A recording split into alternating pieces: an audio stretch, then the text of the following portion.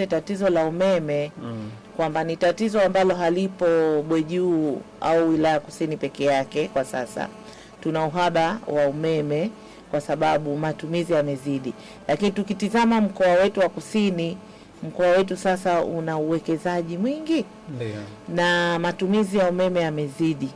Sasa hivi jitihada za serikali zinaonekana, tunaendelea na ujenzi hapo Makunduchi. Nadhani wenyewe mnaona ni katika jitihada za serikali kuhakikisha kwamba tunarekebisha swala la upatikanaji wa umeme. Kwa hiyo ni swala la muda tu kustahamili. Serikali inajua hilo tatizo na si kwa mkoa wetu au wilaya Kusini peke yake. Na ndio maana sasa jitihada zipo za haraka.